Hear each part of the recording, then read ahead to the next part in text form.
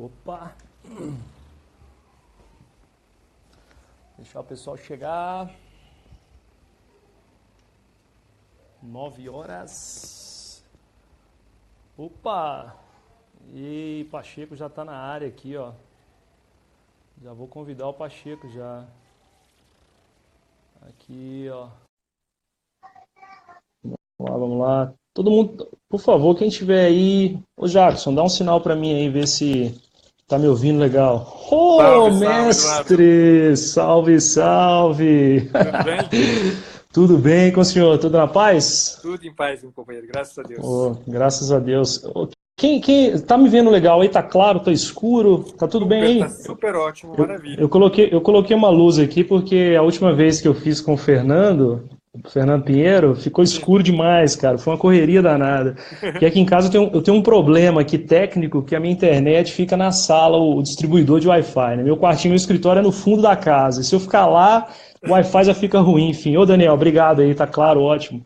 Tá Pô, que ótimo. alegria. Primeiro, eu quero mais uma vez agradecer o senhor aí pelo convite, né? A gente que eu tive a oportunidade imensa de te conhecer aí no curso do Ítalo, né? No início do ano, primeira turma do curso do Ítalo. E até eu Justo. brinquei com o senhor, né? Que eu fiquei do lado da sala contrária à sua, a maioria do tempo do curso. A gente acabou trocando poucas ideias lá no curso, mas enfim, a vida ela proporciona a gente as pessoas no momento certo, né? E Com aí depois a certeza. gente acabou trocando ideia, enfim.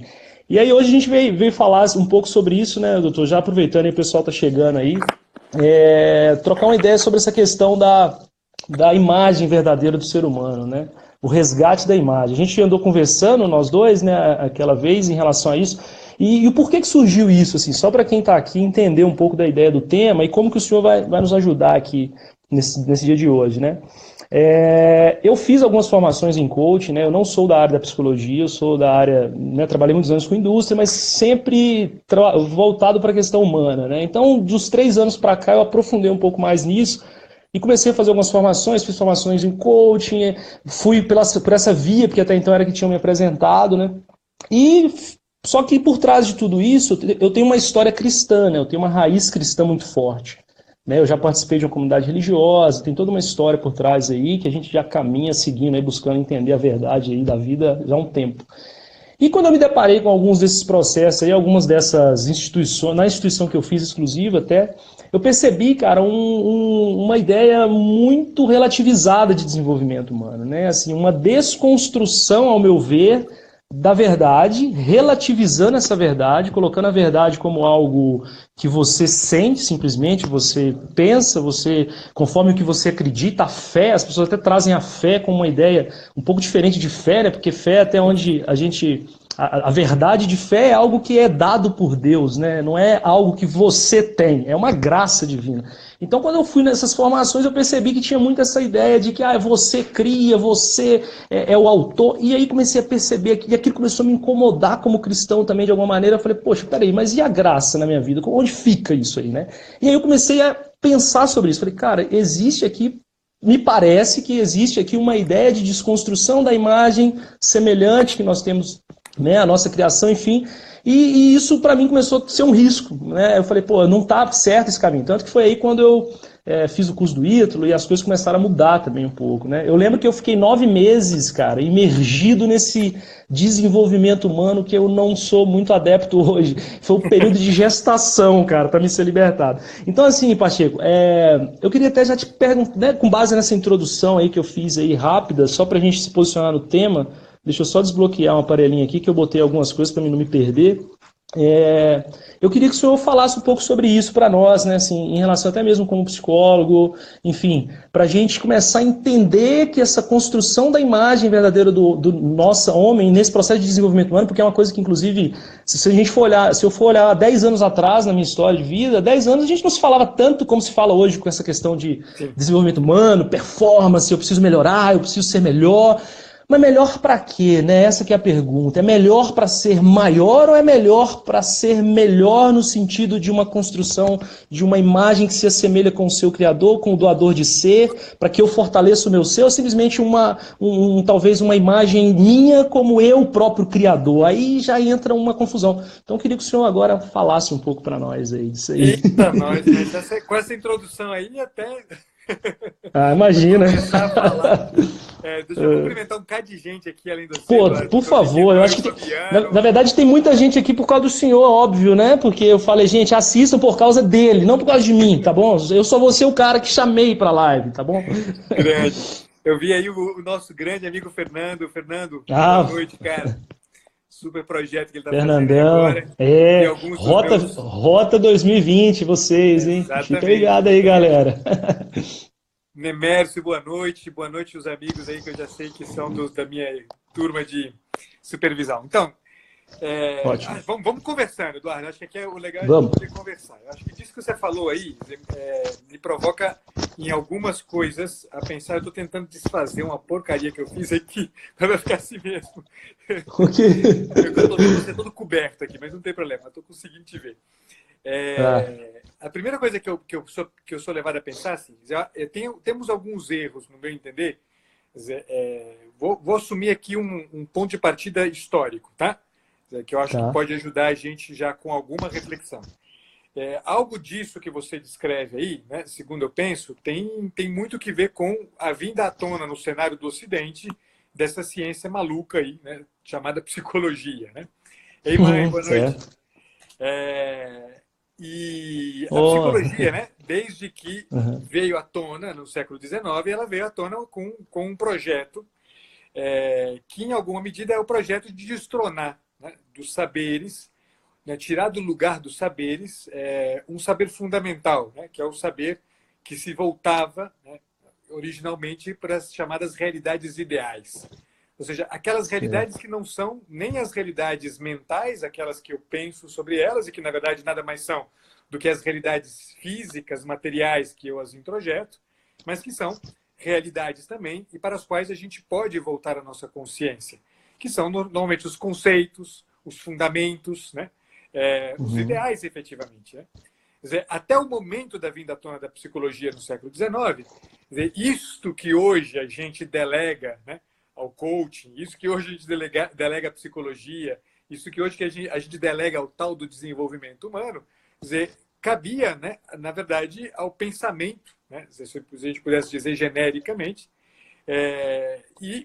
né, no entanto, né, apesar de parecer alguma coisa distante de um certo nível de especialização, as pessoas tinham acesso. Né? Por incrível que pareça, as pessoas tinham uma clareza de si muito maior do que as pessoas hoje. Né? O meu doutorado, eu trabalhei com o século XVI e XVII. Legal. Eu estudei cartas.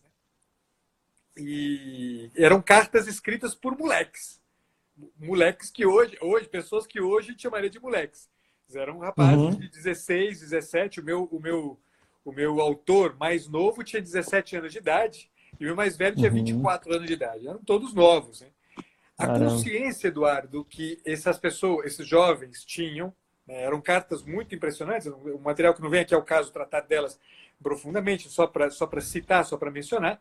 A consciência que essas pessoas tinham, né, de si mesmas, essa consciência de si, né, a imagem de si, quer dizer, é uma distância abissal que há entre esse moleque de 17 anos de idade no século XVI e um moleque de 16 anos de idade em pleno século no dia de hoje. Com todo o desenvolvimento científico, com todo o desenvolvimento que a psicologia do século XIX para cá trouxe para o pensamento.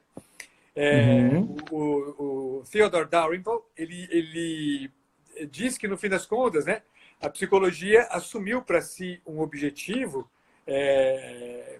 que, na verdade, ela cumpre muito mal esse objetivo. Né? O objetivo de oferecer para as pessoas uma consciência, né? um conhecer-se a si mesmo. Né? Eu estou vendo que as pessoas estão falando que não estão me ouvindo bem. É fato? Não, eu estou te ouvindo bem. Eu acho que foi só uma pessoa que acho que não ouviu. Eu não vi o nome dele aqui, mas todo mundo começou a responder embaixo que está ouvindo ok. Talvez verifique o seu áudio aí, amigo. Talvez o seu áudio está com algum probleminha. Super bem, exatamente. Eu também estou ouvindo bem aqui.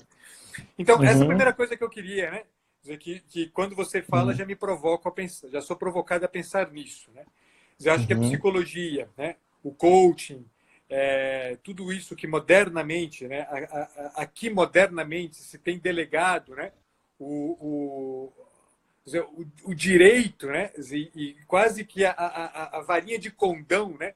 do conhecimento e da imagem do humano, infelizmente, é absurdamente incapaz de uma clareza disso que você está chamando de, né, imagem ideal, né, imagem da pessoa, daquilo que a gente de fato é. De Acho que fato, essa é uma coisa que eu exatamente. acho que vale a pena a gente considerar, né? A psicologia não dá conta disso, né? Ela não dá conta de fato, né? A psicologia, tal como hoje a gente a encontra na universidade, os saberes psicológicos, tal como foram, né, desenvolvidos ao longo do século XX, né, e tudo que hoje em dia, em pleno século XXI, se diz, né, ser o cume, né, o ápice do conhecimento das dinâmicas psicológicas humanas, quando a gente fala, por exemplo, da neuropsicologia, não toca nem a aba, né, da beiradinha do que é, né, a natureza humana, daquilo que o homem é de fato, que é aquilo que a pessoa humana é de fato.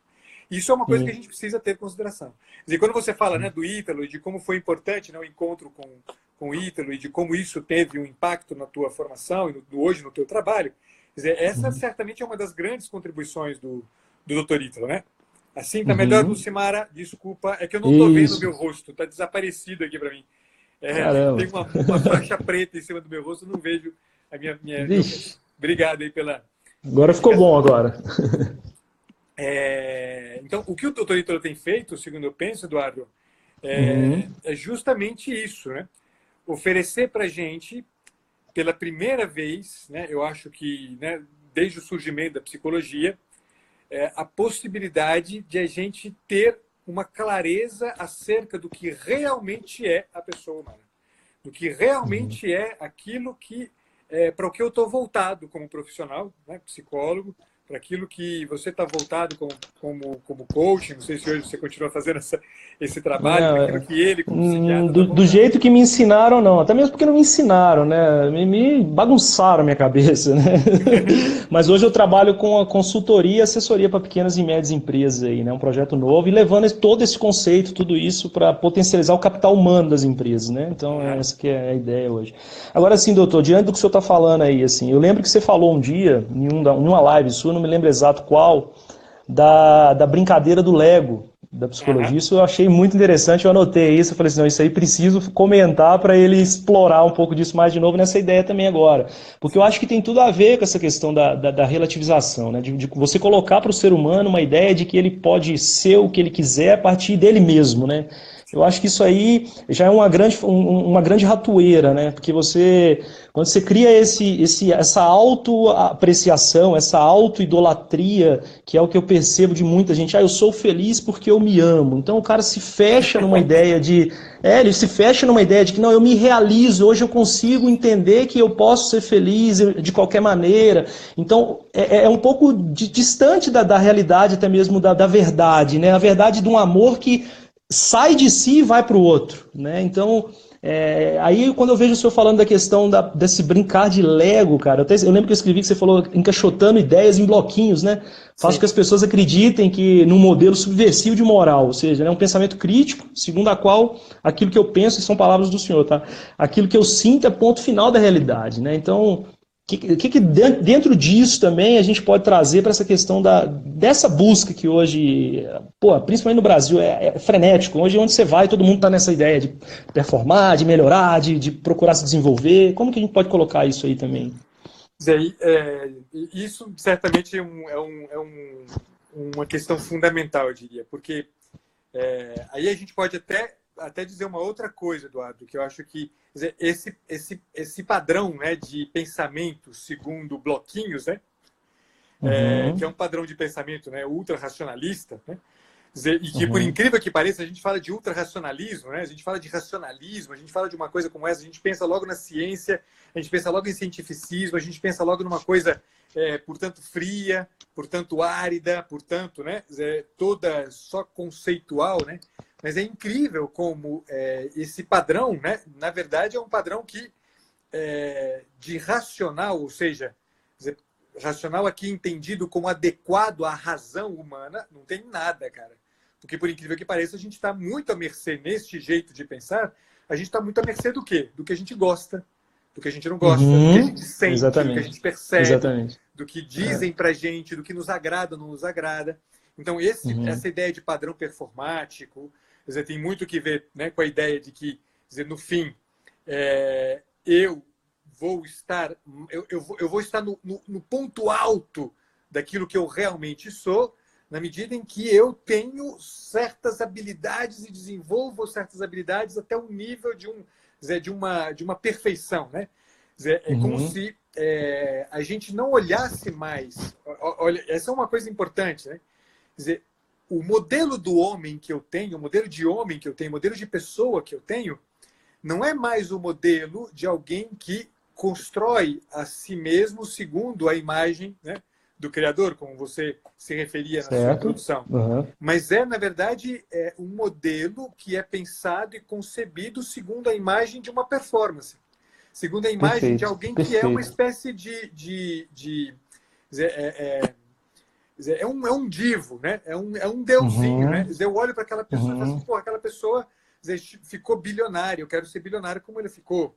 E eu preciso fazer do jeitinho que ele fez. Putz, aquela pessoa abriu uma empresa na garagem da casa dele, eu preciso abrir uma empresa na garagem da minha casa do mesmo jeito.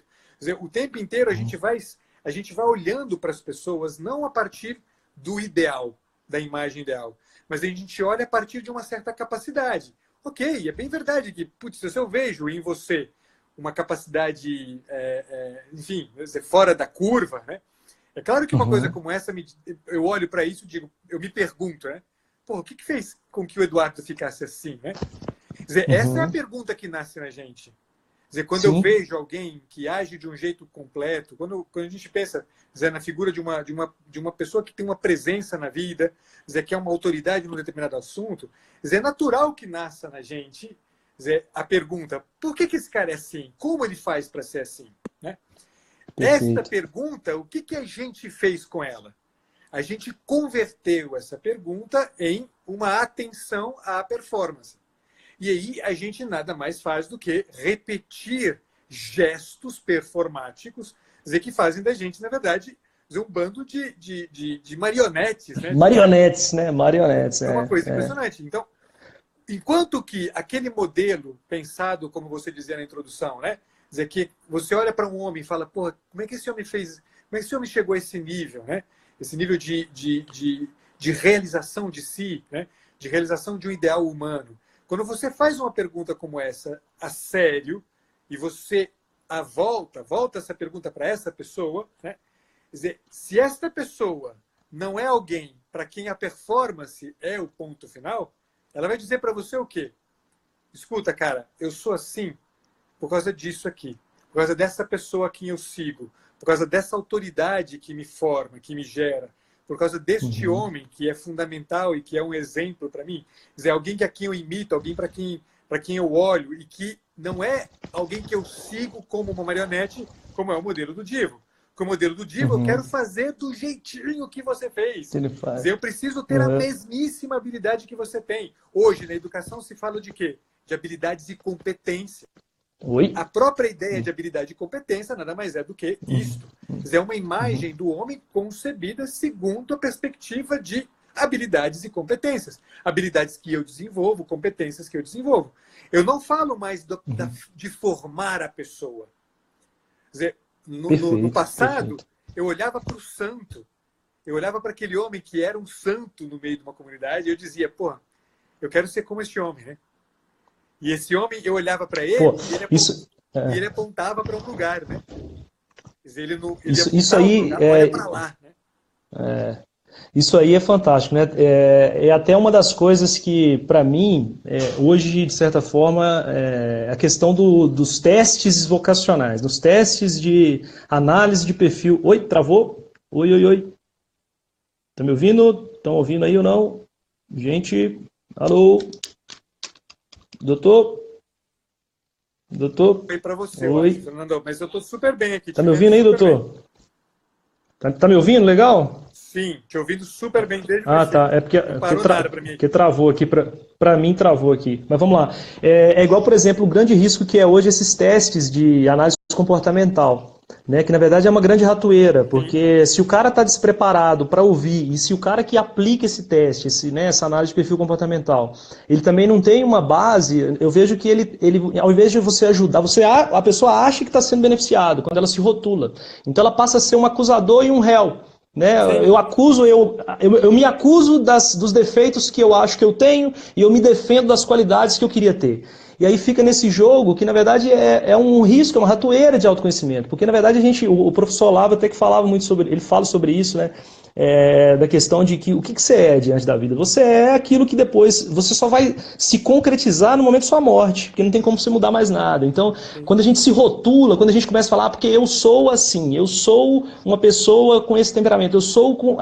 A gente começa a agir dessa maneira, e aí, de certa forma, você se trava. Só que o pessoal entende isso como um benefício, mas na verdade isso está te aprisionando, né, diante da demanda que a vida exige, né, diante daquilo que a vida, de certa forma, proporciona. Então isso aí eu vejo que é também um grande problema, a forma que é colocado isso aí, né? Sim. Uma outra coisa assim que algumas pessoas comentaram aqui, e, na verdade, a questão do mini-deuses, né, de tirar Deus do centro e colocar o homem como centro. Então, eu vejo que isso é um problema até antigo, né, quando surge a nova era, vamos dizer assim, e aquele conceito de globalização, de ideia holística, de um todo, a verdade ela é relativizada, depende do ponto da sua percepção, do que você enxerga. E isso é o risco para os... Aí eu vou falar para o cristão aqui, porque é o meu caso, é o caso do senhor, desse desenvolvimento humano que está fora da verdade, né? Quando você desconstrói a verdade para criar a verdade subjetiva, eu vejo que é o crime, né? O problema. Talvez seria como o erro de Narciso lá, né? Quando Narciso queria ver ali a imagem dele, criar, ele não conseguia. Até eu queria que o senhor falasse até um pouco sobre essa história do Narciso também, que eu não tenho tanto conhecimento para falar, mas sei que tem um pouco a ver com isso também no que a gente está vivendo nos dias de hoje aí.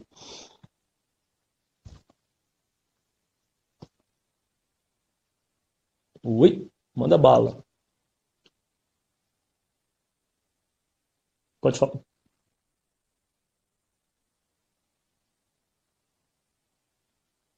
Estou te Pode ir, vendo manda bala. super bem. Agora travou. Voltou? Voltou? Voltei. Beleza?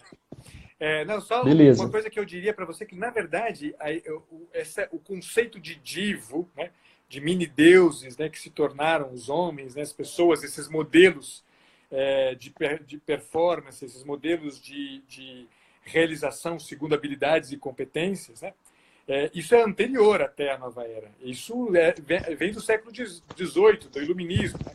O iluminismo, e por isso a referência a brincar de Lego, né? Aos bloquinhos de pensamento, né? Porque, no fundo, o que o iluminismo fez foi isso, né? Foi conceber que a nossa razão é medida de todas as coisas, mas uma razão entendida, né? Quer dizer, como uma caixa fechada na qual, quer dizer, cabem apenas aquelas coisas, né? Então, eu encaixotar as coisas em categorias e depois eu fico empilhando esses caixotes, né? Quer dizer, quem opera bem com isso, né, se transforma num homem iluminado, né, numa enciclopédia ambulante. Né? Eita, você está me escutando? Está tudo ok? Eu estou te ouvindo, estou te ouvindo. Já voltou, tá ok. Estou te ouvindo. Beleza. E, bom, aí, agora pensando nessa questão do erro de Narciso e o que está na sequência disso aqui, né, que você estava dizendo justamente disso, né, desse jeito de olhar para a pessoa humana, né, segundo um aspecto pequeno da natureza humana, é exatamente o que acontece com a gente hoje. A gente é um monte de narcisos, né? A gente, na verdade, a gente quer se voltar, né, para entender o que a gente não se volta para a realidade no fim, né? A gente se volta para a gente mesmo. Né? Para a gente usa mesmo, exatamente. Régua para medir toda a natureza humana, toda a condição humana, limitada, pequena, a régua daquilo que cabe na uma coisa como essa se torna como recurso. Agora pensa, se eu uso como medida do humano uma régua deste tamanho e vou trabalhar com o tal do desenvolvimento humano, é evidente que tudo aquilo que eu vou conceber como desenvolvimento humano cabe nessa régua. vai encaixar aqui dentro. Certo. Uhum. E é claro que eu mato o humano, né? Eu mato mesmo, né? Porque no fundo, eu estou oferecendo para a pessoa um espelho de si mesma. Né? Eu estou oferecendo para a pessoa um espelho no qual ela vê um detalhezinho de si mesma. E ela quer ampliar esse detalhe como se fosse toda a sua condição, toda a sua natureza, tudo aquilo que de fato. Ter uma imagem adequada da pessoa humana é muito importante. Quer dizer, tem uma autora de quem eu gosto muito, que é a Edith Stein, e ela diz, olha, ela trabalhava, entre as grandes, né, contribuições dela, foi uma contribuição importante na questão da pedagogia. Né? E ela dizia, olha, talvez uma das tragédias, né, que a gente poderia anunciar, né, na educação é a gente pensar um modelo educativo, uma de duas vias eu entendo que são trágicas. Né? Quer dizer, um modelo educativo no qual a gente não tem a menor ideia do que a gente está formando. Né? Ou seja, eu formo alguma coisa que eu não sei o que raios é. Então, ou seja, uma falta de clareza do que a gente está formando. Mas uma outra, que é uma tragédia também, né? Mas que ela diz que é até menos trágico do que essa primeira, é eu formar alguma coisa, né? Eu estar na educação pensando em formar a pessoa, mas tendo uma imagem da pessoa reduzida. É trágico, mas é menos trágico do que não saber o que eu estou fazendo. Se eu não sei o que eu estou fazendo, eu vou fazer titica. Né? Vai fazer merda. E ela diz, qual que é a saída disso aqui? É ter uma imagem clara da pessoa. Porque eu preciso formar a pessoa. Formar a pessoa, né? Quer dizer, não é fazer o que a educação hoje faz. Quando a educação hoje fala em habilidades e competências, ela, na verdade, quando muito, quer dizer, ela te informa. Quer dizer, ela te coloca dentro de um certo formato. Eu preciso que você seja um coaching. Então, eu tenho a forma de coaching e encaixo você ali dentro. Ou seja, eu te confiro aquelas habilidades e aquelas competências necessárias para você ser um coaching. Eu preciso que você seja um médico, eu te informo dentro da forma com habilidades e competências para ser um médico. E a educação não pode ser isso. Porque a educação não é uma informação, a educação é uma formação. Ou seja, é dar a forma. Mas dar que forma? A forma da pessoa humana. Aquilo que a gente de fato é.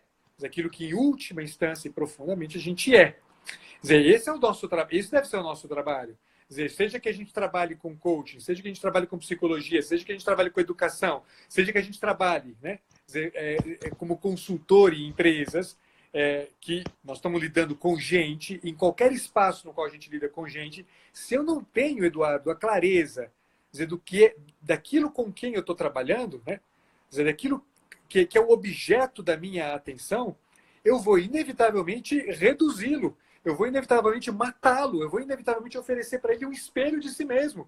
Um espelho de si mesmo que ele vai se contentar com isso. Ele vai se contentar com ver apenas a si mesmo e as suas habilidades e competências necessárias para fazer aquela coisa lá. Ou seja, eu não estou fazendo nada. Eu não estou fazendo absolutamente nada.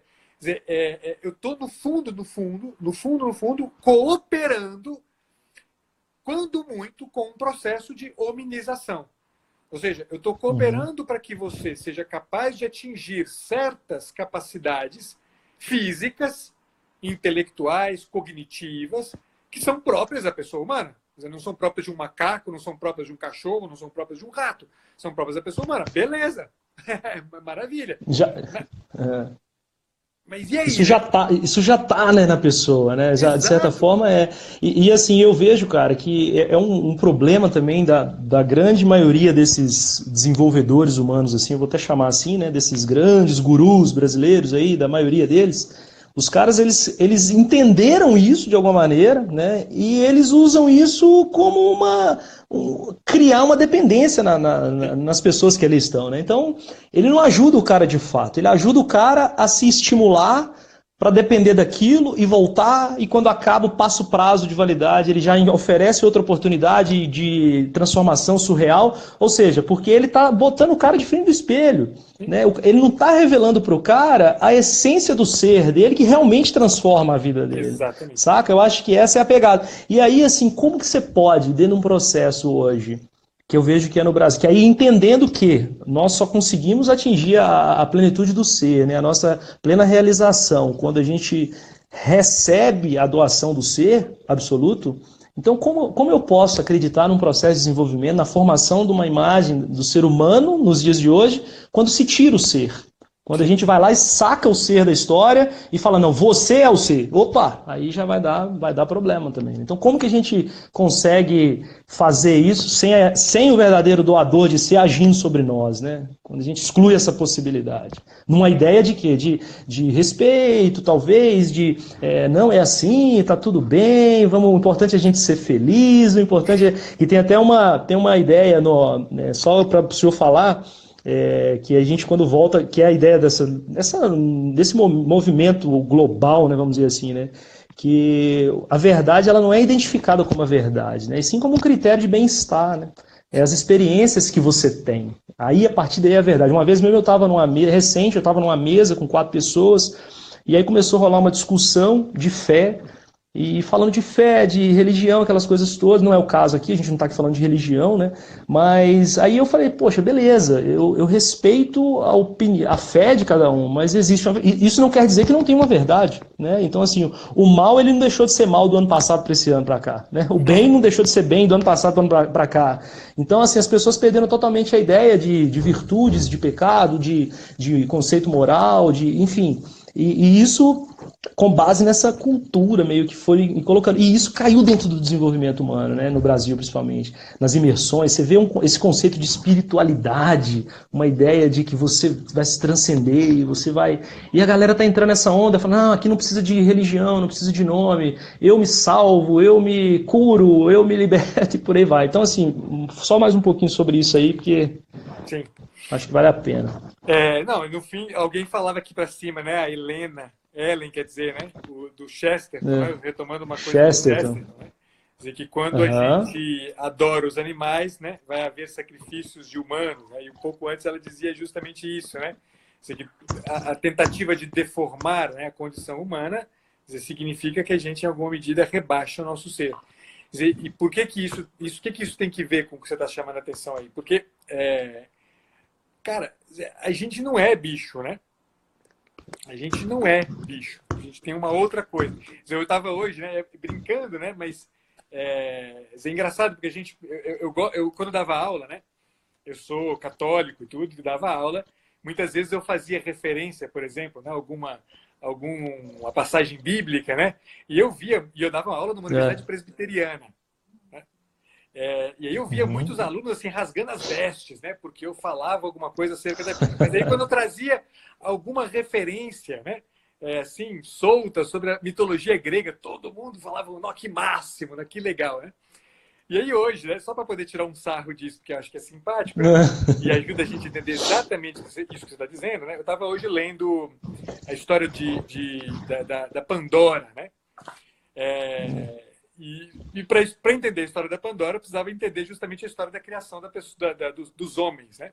Em toda a cosmogonia, né, os homens são a última criação, né, na cosmogonia, né?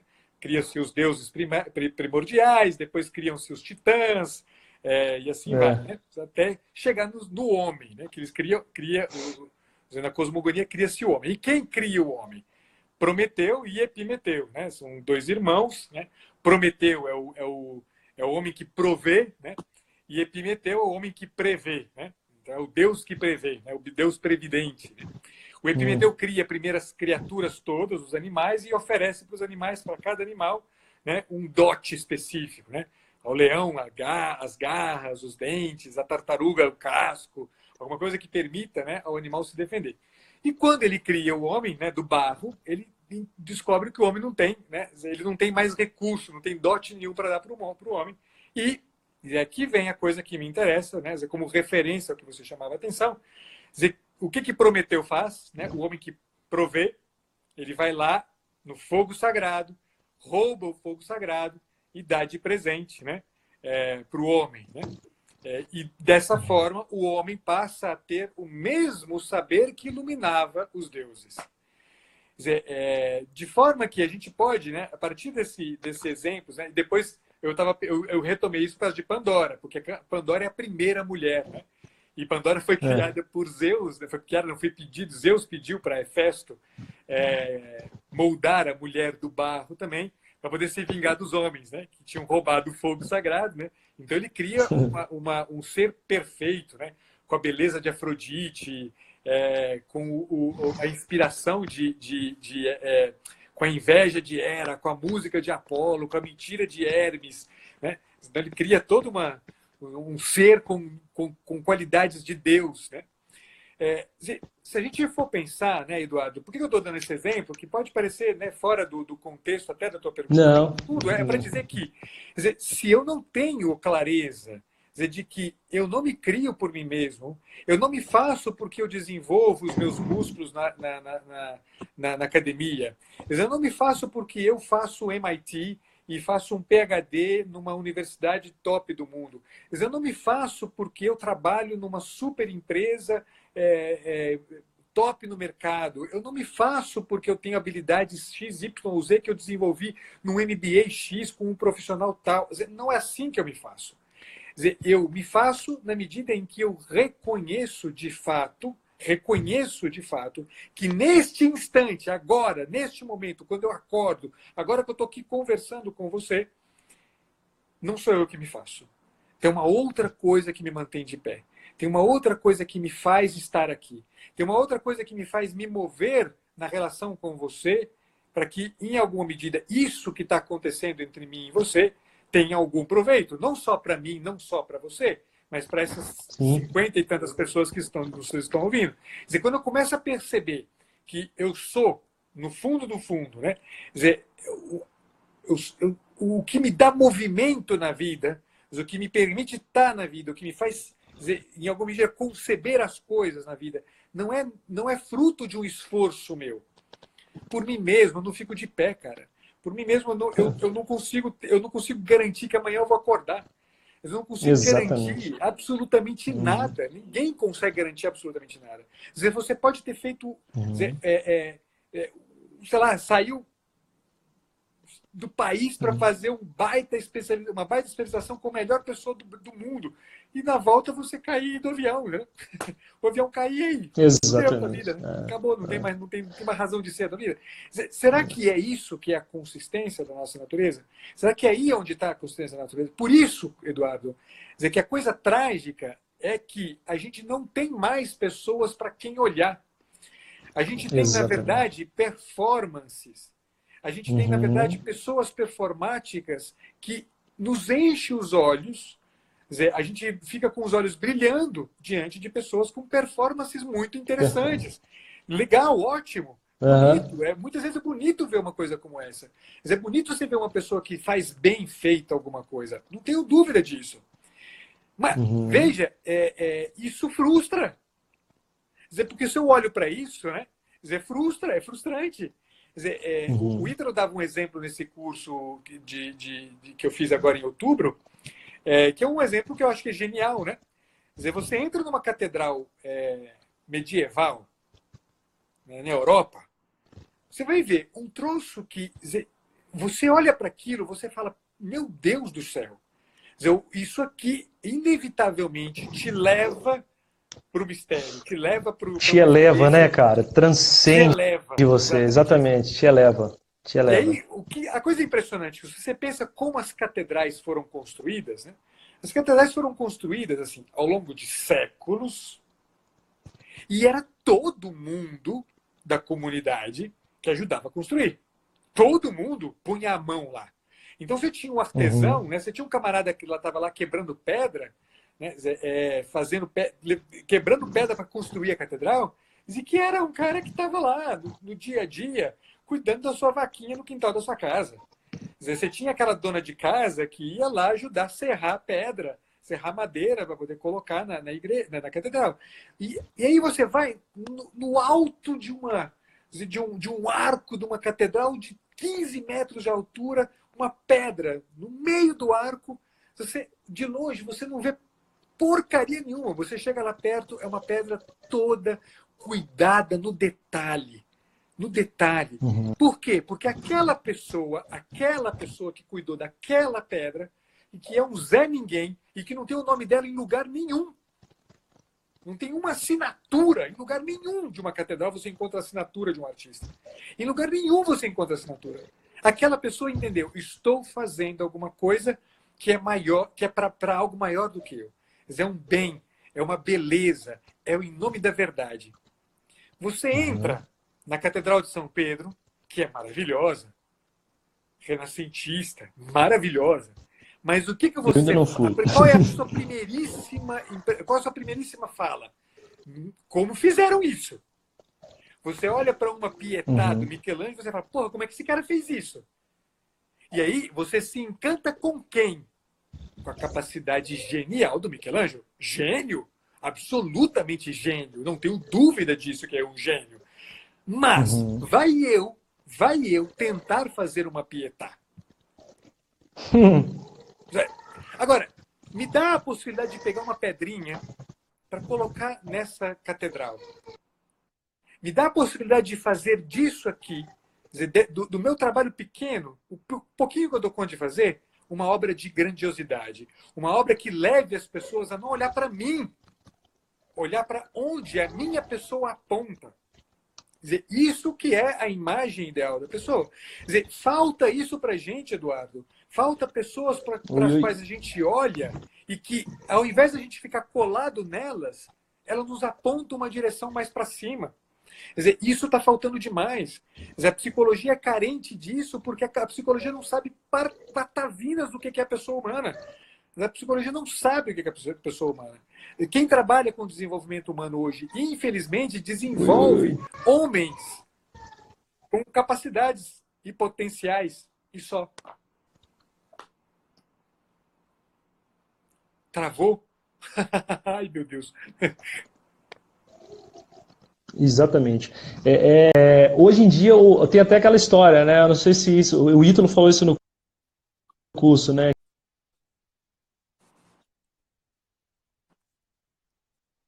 O problema da crise no mundo é sempre a falta de santos, né? A Ellen comentou aqui de apontar para os santos. Então esse é um grande ponto, porque quando a gente está vivendo nessa situação aí possível, você não tem uma referência, não tem. Esse parou aqui. O senhor está me ouvindo, doutor, não? Eu estou te ouvindo. Agora eu estou te ouvindo, sim. Deu uma a sua imagem tinha travado. Não, mas sensacional, doutor. Sensacional. Acho que a gente já está com 40 minutos aqui. Eu acho que não quero também... A minha vontade é de ficar muito tempo com o senhor aqui conversando, aprendendo, mas eu acho que eu acho que já deu assim para a gente ter uma ideia de como aquilo que, enfim, o resgate mesmo da verdadeira imagem humana, né? Para a gente não se perder. Eu acho que esse era o meu objetivo. É lógico que é tema para muito tempo, a gente explora isso com, né? Eu não sou especialista no assunto, são que me incomodam, né? Diante dos estudos que eu venho fazendo, diante das pesquisas, da forma que eu quero trabalhar, da forma que eu quero conduzir, né, os meus trabalhos com pessoas. E eu acho que valeu muito a pena a gente discutir isso, por quê? Porque ao mesmo tempo que eu penso que eu preciso me desenvolver, eu sei que hoje eu preciso me desenvolver não para ser o cara do desenvolvimento humano no Brasil, não ser o performático aqui, não é isso que eu quero. Né? Eu acho que o mais legal de tudo é que o Ítalo, ele conseguiu de alguma maneira, a gente sempre se remete ao Ítalo, né?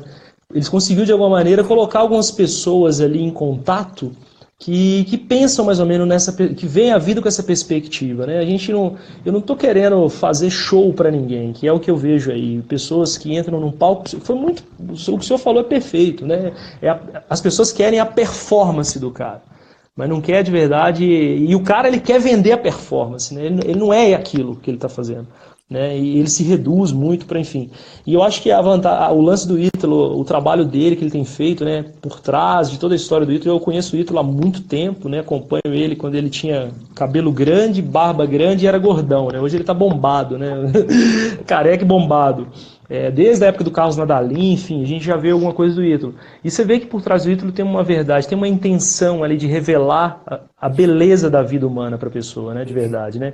Revelar para a pessoa que a vida, ela transcende isso aqui, e aqui a gente está num momento de ser exatamente para que a gente atinja o alto. E o alto, quando eu falo alto, até usei isso numa palestra que eu dei semana passada para os caras lá, numa empresa aqui, quando o alto é de forma metafórica, mas é um alto, exatamente esse alto mesmo, né?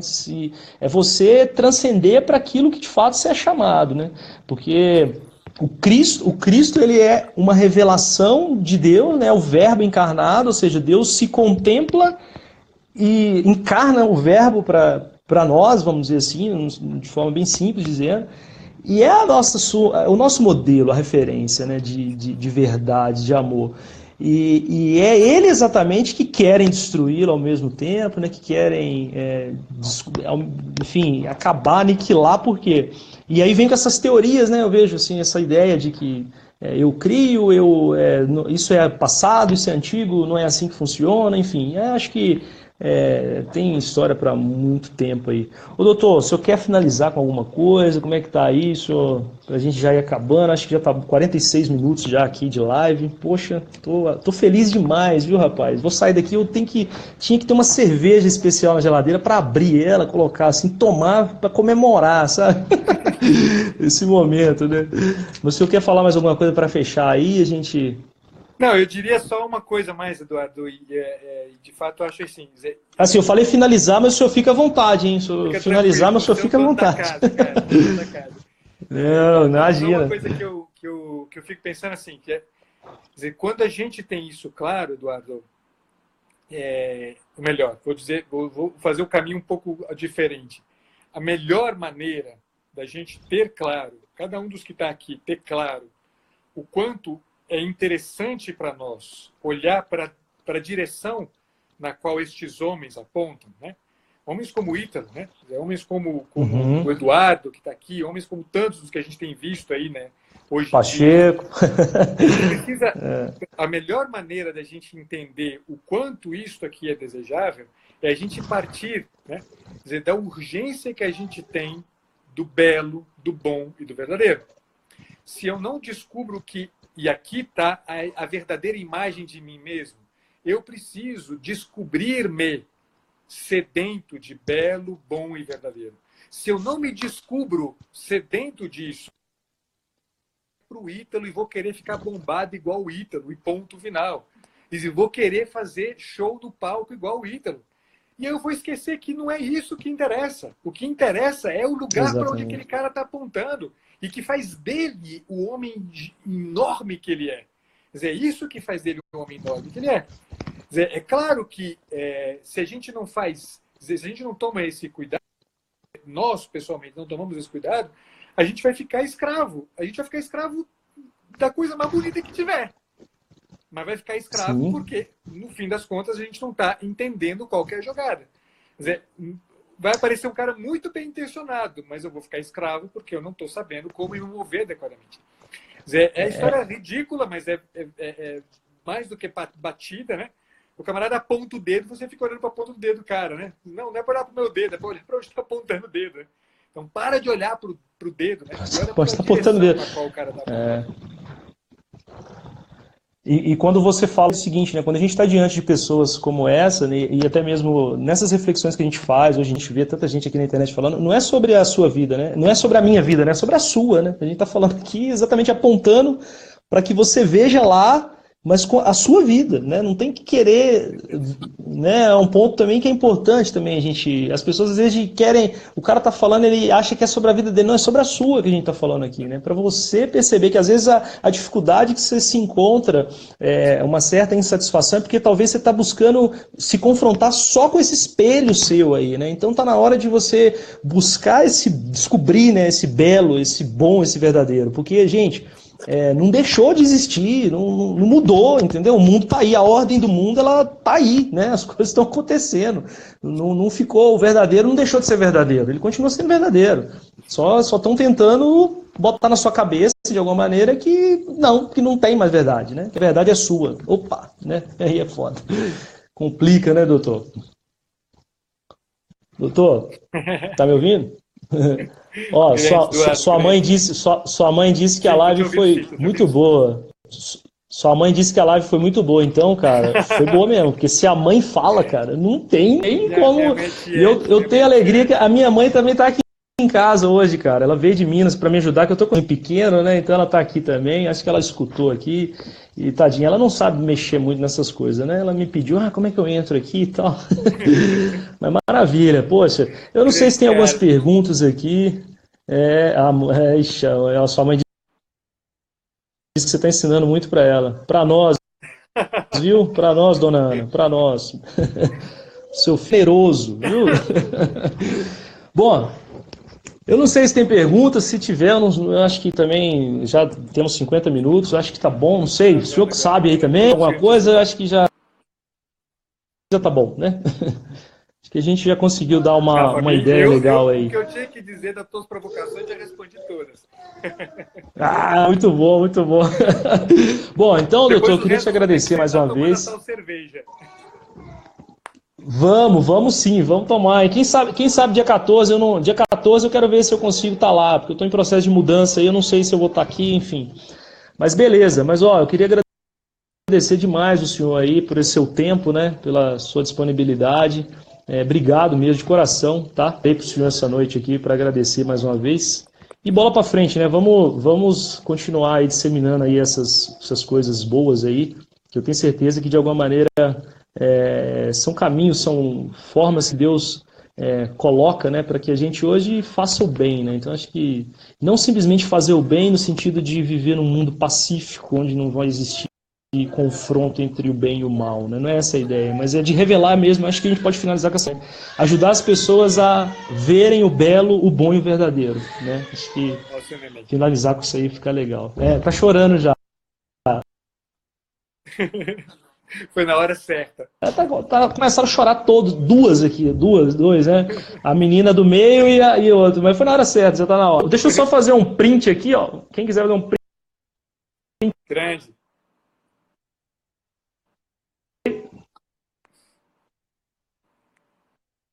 Eduardo, obrigado pela oportunidade, cara. Fica com Deus aí também. Acho que eu fiz, né? Se eu não fiz, tá bom.